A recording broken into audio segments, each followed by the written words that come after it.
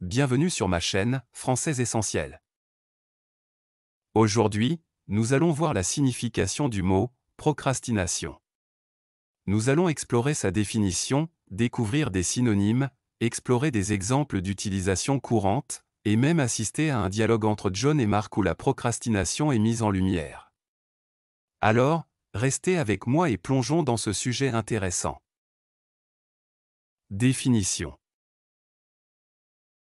La procrastination se définit comme le fait de reporter délibérément une tâche à accomplir, en la remettant constamment à plus tard. C'est souvent une réaction à l'anxiété, à la peur de l'échec ou à un manque de motivation. Cela peut sembler inoffensif au départ, mais cela peut avoir un impact négatif sur notre productivité et notre bien-être général. Synonyme. La procrastination peut également être désignée par d'autres termes tels que la paresse active, le syndrome de l'étudiant de dernière minute, l'art de l'ajournement, ou encore la fuite des responsabilités. Tous ces termes reflètent l'idée de repousser les choses sans raison valable.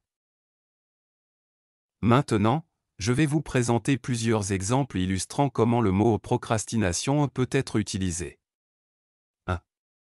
Je suis un procrastinateur notoire. J'ai tendance à repousser mes tâches importantes jusqu'à la dernière minute.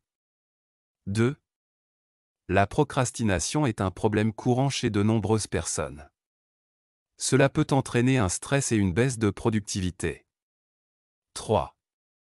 Je dois vraiment faire face à ma procrastination et commencer à travailler sur ce projet dès maintenant. 4. La procrastination peut être difficile à surmonter, mais il existe des techniques et des stratégies pour y faire face. 5. J'ai passé une bonne partie de la journée à procrastiner au lieu de faire les choses que je devais accomplir. 6. La clé pour éviter la procrastination est de se fixer des objectifs clairs et de planifier son temps de manière efficace. 7. La procrastination peut être un signe de perfectionnisme, car certaines personnes hésitent à commencer une tâche par peur de ne pas la réaliser parfaitement. 8. J'ai réalisé que la procrastination était un obstacle majeur pour atteindre mes objectifs, alors j'ai décidé de prendre des mesures pour y remédier. 9. La procrastination peut avoir des conséquences négatives sur notre vie personnelle et professionnelle. Il est important de la reconnaître et de la traiter. 10. J'ai lu un livre sur la procrastination et j'ai trouvé des conseils utiles pour m'aider à surmonter ce problème. Pour conclure cette vidéo, nous présentons un dialogue qui met en évidence l'utilisation du mot procrastination. John. Et Mark, ça te dit d'aller faire du sport cet après-midi? Mark. Je pense que je vais le faire plus tard.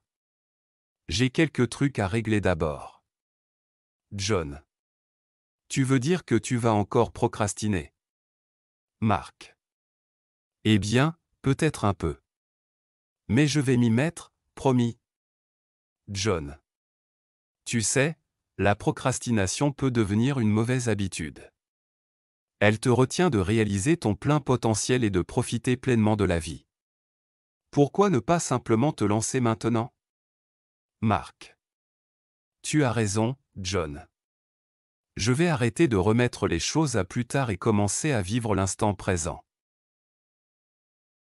Voilà, nous avons exploré ensemble la procrastination, depuis sa définition jusqu'à des exemples concrets d'utilisation.